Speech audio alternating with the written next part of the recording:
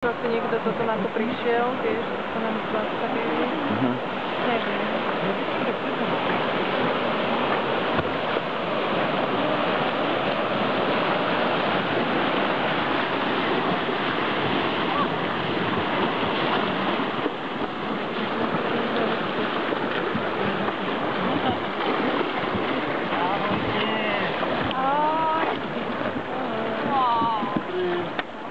Vypadáte ako osličky, tak pekne.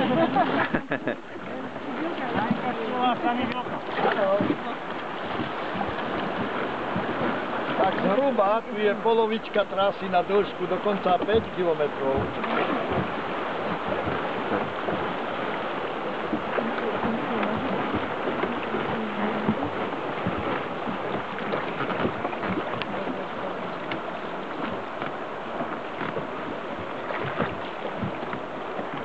Ústne podanie ide, že keď Cyprian vyrábal z byliniek lieky, vyslali z Červeného kláštora do tých skál 7 mníchov, aby nazbierali tie rôzne bylinky pre Cypriana. Že sa nikdy naspäť ani jeden nevrátil, dodnes sa nevie príčina, tak sa o tom rozprávajú dohady, báje, povesti, legendy. Preto od toho času nazývame tie skálky 7 mníchov, vypadajú ako mníšské čapice kapucne.